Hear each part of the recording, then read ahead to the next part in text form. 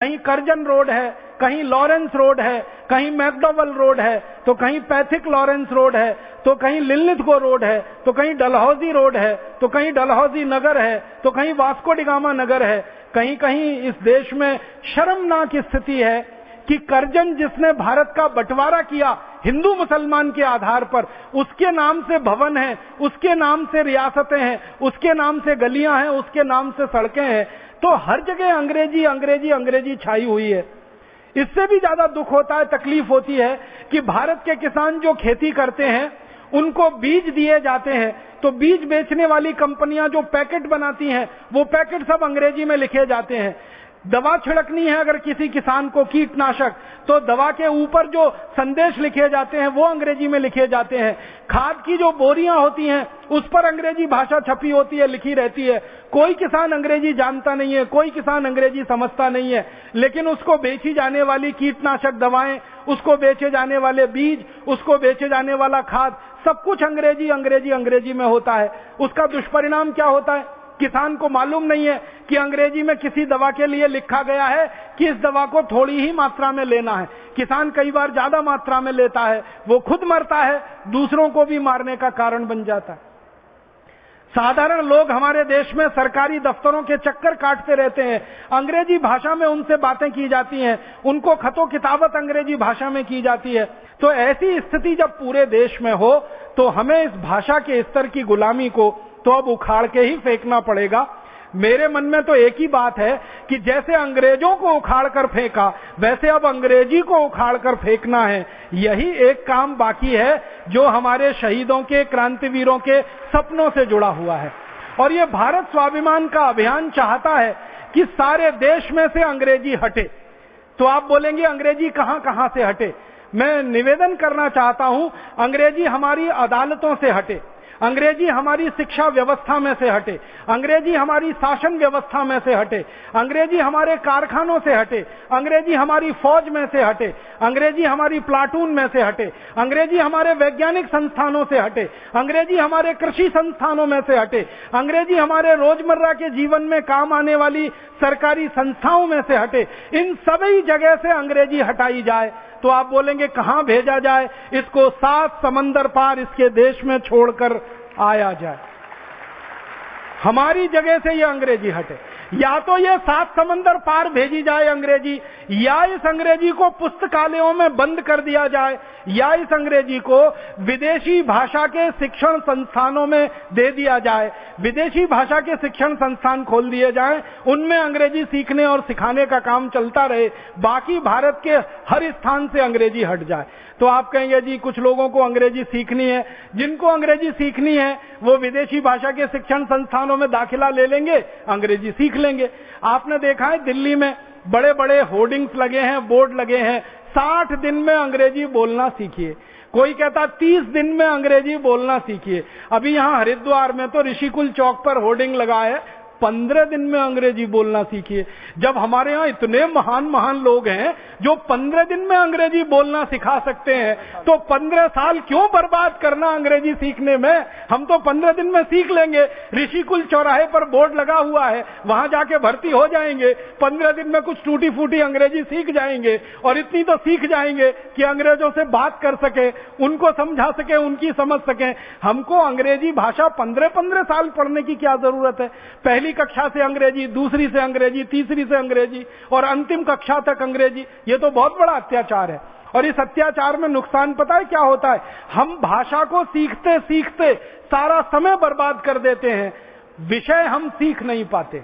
हमको गणित सीखना है, हमको दर्शन शास्त्र सीखना है, इतिहास सीखना है, भूगोल सीखना है, हमको भौतिकी सीखनी है, रसायन शास्त्र सीखना है, अन्य अन्य शास्त्र सीखने हैं, लेकिन ये चूंकि सब अंग्रेजी से जुड़े हुए हैं तो अंग्रेजी सीखने में ही 8-10 साल निकल जाते हैं। फिर इन शास्त्रों को सीखने का जब समय आता है तो अंग्रेजी के बोझे से इतने लद जाते हैं कि ये शास्त्र छूट जाते हैं, अंग्रेजी आगे आ जाती है।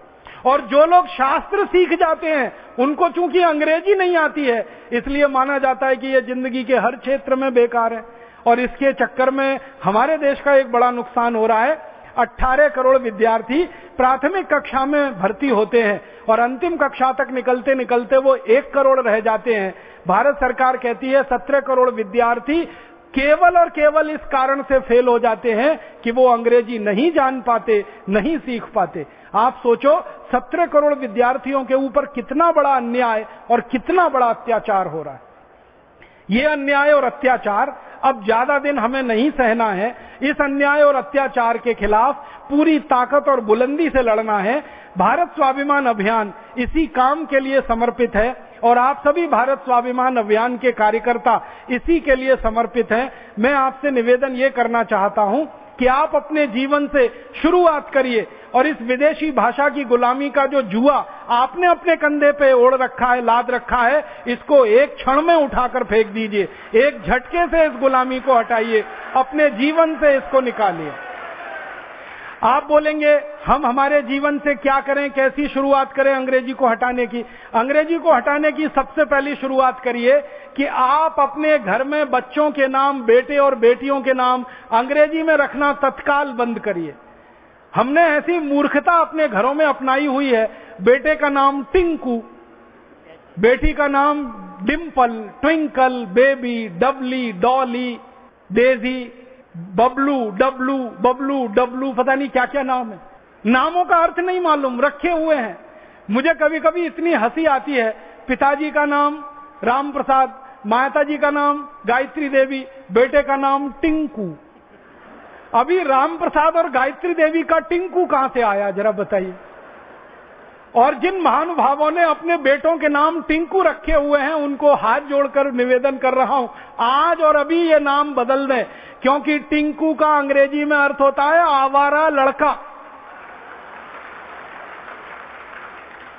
आपका सीधा साधा अच्छा खासा बेटा, आप उसको टिंकू बोल बोल के आवारा बनाना चाहते हैं? नाम बदलिए उसका। अपने पास बहुत सुंदर सुंदर संस्कृत में नाम है, हिंदी में नाम है, मराठी में, तमिल में, तेलुगु में, कन्नड़ में, सब भाषाओं में अच्छे नाम है। तो बच्चों के नाम तत्काल बदल दीजिए और उनको ये टिंकू, पिंकू, डिम्पल, ट्विंकल, बबली, डबली, डबलू इन नामों से बुलाना तुरंत बंद कर दीजिए। यहां से शुरू करिए। फिर दूसरा निवेदन आपसे है वो ये कि अंग्रेजी भाषा को अपने हस्ताक्षर से हटाइए। हम अक्सर पत्र लिखते हैं, हिंदी में लिखेंगे, गुजराती में लिखेंगे, तमिल तेलुगु में, हस्ताक्षर अंग्रेजी में कर देंगे। तुरंत बंद करिए। सभी भारत स्वाभिमान के कार्यकर्ता अपने हस्ताक्षर मातृभाषा में करें या राष्ट्रभाषा में करें, अंग्रेजी के हस्ताक्षर तत्काल बंद करें। और आपके तो बैंक के खातों में जो हस्ताक्षर आपने दे रखे हैं ना नमूने के रूप में, वो तुरंत जाके बदलवा दें अगर वो अंग्रेजी में है तो। आप बोलेंगे बैंक बदलेगा, बिल्कुल बदलेगा।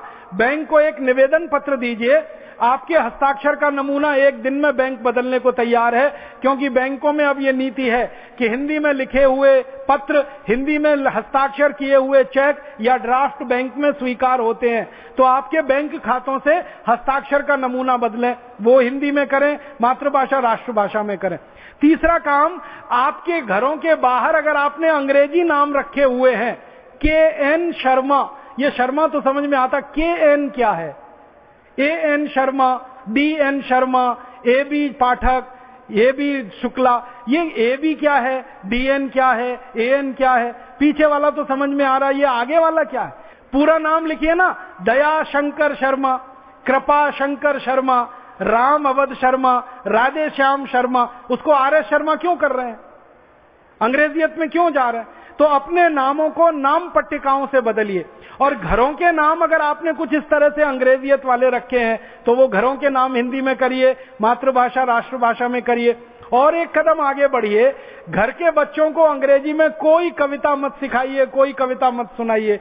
हमारे घरों के बच्चों को हमने ऐसी मूर्खतापूर्ण कविताएं सिखा रखी हैं, rain rain go away, come again another day, little baby wants to play.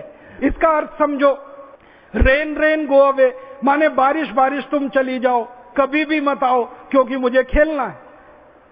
अब हर बच्चा यही बोल रहा है, बारिश बारिश तुम चली जाओ, कभी भी मत आओ, मुझे खेलना है। करोड़ों बच्चे बोल रहे हैं, भगवान ने प्रार्थना सुन ली तो, बारिश को वापस बुला लिया तो बारिश तो होगी नहीं, तो अन्न तो पकेगा नहीं, तो धरती तो प्यासी रहेगी, तो हम भूखे रहेंगे, पूरे देश में अकाल पड़ेगा। इसलिए बच्चों को ये कविता मत सिखाइए, रेन रेन गो अवे। उनको दूसरी कविता सिखाइए। एक बहुत सुंदर कविता है, मराठी में है, येरे येरे पाऊसा तुला देतो पैसा, पैसा झाला खोटा